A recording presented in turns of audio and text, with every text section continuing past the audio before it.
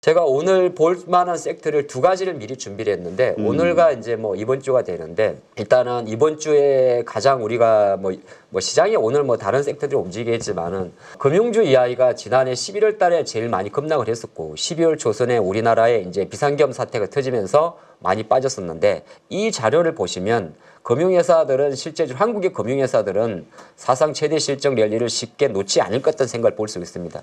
우리가 그 금리 체계를 보게 되면 뭐 아무거나 한번 볼까요? 보시면 이게 보통 이제 가계대출금리거든요. 토탈입니다. 우리나라 지금 기준금리가 3.25입니까? 3.0입니까? 이제 갑자기 기억이 안 나는데 뭐 그 정도 됩니다. 3% 초반.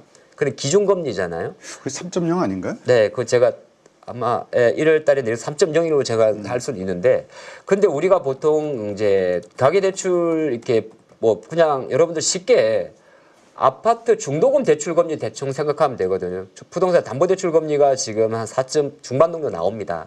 나오는데 이 보시면은 위에 막대 그래프가 대부분이 우리가 말하는 기준금리 쪽이에요. 코픽스 금리라고 많이 이야기를 하는 거고요. 그게 한 3% 전후 돼. 코픽스 금리는 거의 기준금리보다 조금 높습니다. 근데 실제적으로 내가 대출을 받아보면 아니 우리나라의 기준금리가 어떻게 3%인데 내 대출금리는 나는 1등급인데 요새는 이제 10등급이 없어 점수제니까 뭐나 아니면 나는 나이스 기준으로 980점인데 어떻게 내가 4점 나왔나 볼 수 있잖아요. 이는 가상금리의 장난질에 있는 겁니다. 가상금리 같은 경우가 실제적으로 놓게 보면 이제 은행들이 여러 가지 이제 비용을 따지면서 우리한테 부과하는 건데 잘 보시면은 최근에 이제 비대면 주담대 대출이라든지 이런 게 조금 축소되면서 실제로 금융회사들이 은행들이 가계대출 규모를 축소했습니다. 그러다 보니까 이제 오히려 가상금리는 23년도 대비해서 반대로 올려버린 거예요. 신한 같은 경우는 가상금리를 0.59에서 1.78 이렇게 그럼 1% 100베이시스포인트 올려버리게 되니까 한편으로 놓고 보면 KB가 작년도에 대략적으로 6조 원 후반의 순이익을 보게 되는데 금융 밸류업을 잘 나올 수밖에 없는 거고 그러면 이제 오늘부터입니다. 오늘 카운트다운 1, 2, 3, 4 하나, KB, 신한, 메리츠, 우리금융이 전부 다 실적을 발표하는데 일단은 이거는 실제로 놓고 보게 되면은 오늘 실적 발표보다 제일 중요한 게 뭐냐면 그 배당금 얼마 정도 확대할 거거든요. 그 밝게 나온다 보면 외국인의 패시브 자금들은 충분히 이쪽을 매수할 수밖에 없습니다. 이렇게 매수 들어오면 오늘 장 아침에 예를 들어서 장이 좀 반등을 해도 삼성이나 하이닉스 같은 경우는 적극적인 매수는 안 들어올 겁니다. 제 생각에. 그런 거 보면 좋을 것 같고 그리고 실제로 보시게 되면 이것도 마찬가지인데 NH 좀 빼고 나면 전부 다 올렸잖아요. 그래서 지금 시장 관점에서는 뭐 물론 오늘은 어제 오른 어떤 그 기술적 반등에 따른 매수가 들어오겠지만은 지금 금융주 같은 경우는 두 가지인데 약간 피단적 성격의 자금도 있습니다. 네. 예, 딥시크 이슈도 진행형이죠. 끝난 게 아니죠. 진행이니까 어저께 플리토 같은 종목이 계속 올라가겠죠. 예를 들어서 올 또 팔란티어까지 갔지만은 아마 팔란티어 효과로 인한 국내 AI 소프트웨어의 연결 선상은 조금 제한질 것 같습니다. 일단은 저는 딥시크 이슈가 더 컸다고 생각을 하고 어제 이제 잠깐 이야기해볼 셉니다만은 오늘 또 샘 알트먼과 카카오 대표의 그렇게 만나고 또 삼성과의 어떤 협력서 이야기가 나오다 보니까 이재용 회장님 그렇죠. 그런 이슈가 좀 있는 건데 일단 1차적으로 하루하루만 놓고 보면 다시 이제 AI 반도체에 가면서 조금 질 수 있습니다만은 금융주 같은 경우는 실제적으로 역대급 실제는 기본기를 바탕으로 갑니다. 그래서 제가 생각할 때는 어제 보니까 좀 주가가 좀 빠져주더라고요. 빠져주는데 이런 종목들은 이제 좀 무겁게 투자하시는 분들은 작년 연말에 많이 빠졌지 않습니까?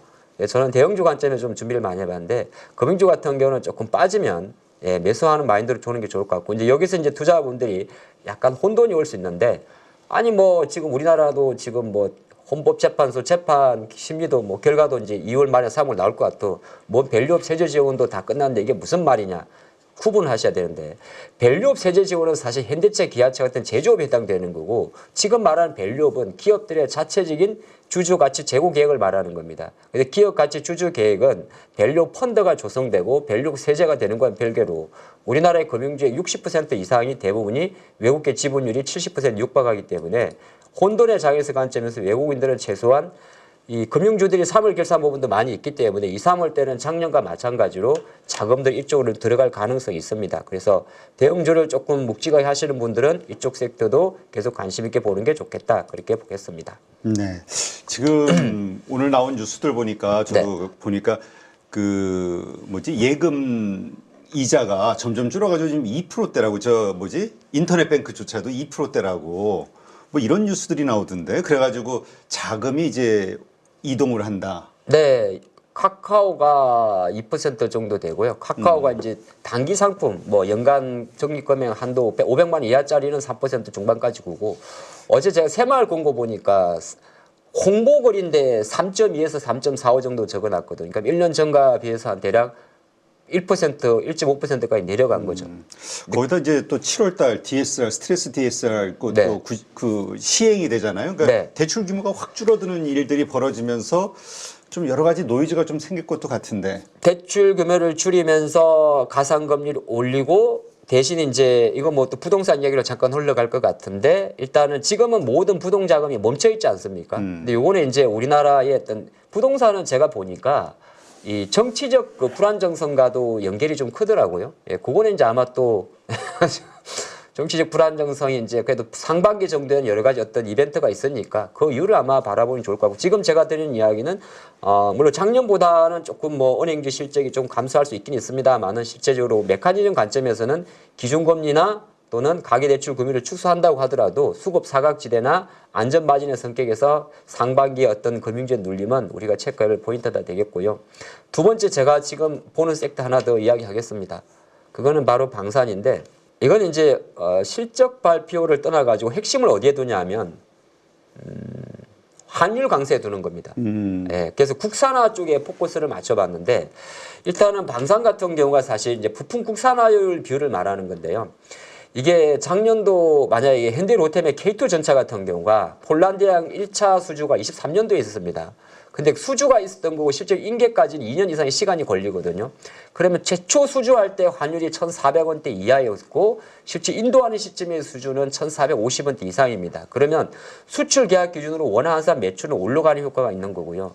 추세적으로 올해 원화 환율 자체도 1,400원대 상당히 조금 높은 고환율을 보인다고 한다면, 오히려 이제 영업이익 측면에서 지금 보면 현대 로템 같은 경우가 4분기 기준으로 OPM, 그러니까 오퍼레이트 마진이, 영업이익률이 대략적으로 13에서 15% 정도가 나오고, 하나 에어로스페이스도 대략 이 정도가 나옵니다. 그래 놓고 본다면 뭐 로템이나 에어로든 실제적으로 어느 정도 이제 그 환율에 따른 또 효과는 좀 나올 수가 있는 거고, 실적은 뭐 여러분들 작년도 우리나라 K방산이 거의 2조 원대 후반에 수주를 했습니다. 예, 그런 게 있는 거고.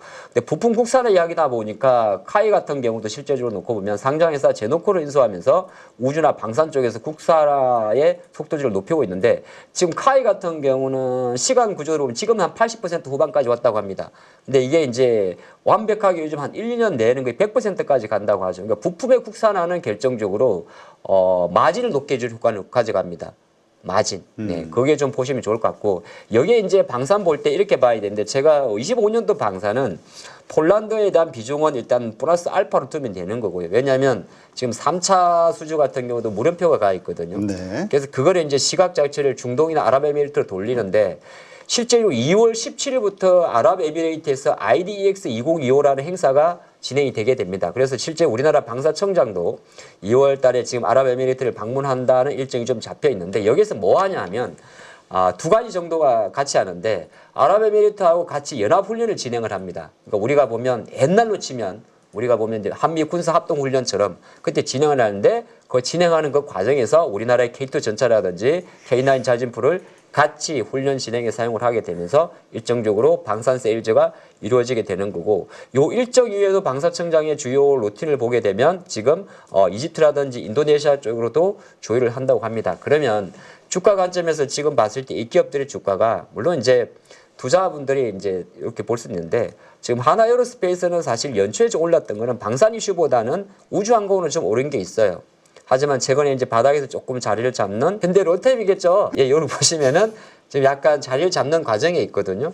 그래서 이제 약간 굵직하게 보신다면 제가 생각할 때는 또 이런 섹터들도 이제 충분히 볼 때 됐다. 조선, 원전, 전력은 어차피 빠지면 사면 되는 거고, 안 빠지니까 아직은 좀 기다릴 것 같고, 예, 그렇게 볼 수 있을 것 같습니다. 네, 알겠습니다. 여러분 지금 계좌 안녕하십니까? 언제까지 물린 종목들 바라만 보실 거예요. 사실 투자라는 게 간단합니다. 올라갈 종목 잘 찾아서 매수할 자리, 매도할 자리만 여러분들이 명확하게 알고 있으면 주식 정말 쉬워집니다. 지금 보유 종목을 잘라야 할지, 끌고 가야 될지 고민인 분들 많으시죠? 저도 7번 깡통을 차본 사람으로서 여러분들의 고민이 어떤 건지 다 알고 있습니다. 그래서 제가 여러 번 실패를 겪으면서 일어서게 해줬던 기법들에 대해서 명확하게 알려드리도록 하겠습니다. 2025년 양복 나온다라고 이야기 드렸는데 분명 좋은 장이 올 거니까 이 기회를 살리시면 좋겠습니다. 딱 8주만 집중하셔가지고 평생 써먹을 수 있는 돈 버는 기법 다 배워가실 수 있도록 만들어 드리겠습니다. 제가 쓰는 실전 기법을 총 8번의 VOD 강의와 16번의 라이브 강의로 모두 담았습니다. 직접 올라갈 종목 찾으실 수 있도록 그 방법을 제가 알려드리겠습니다. 여러분, 2025년 저와 함께 돈 벌어보시죠.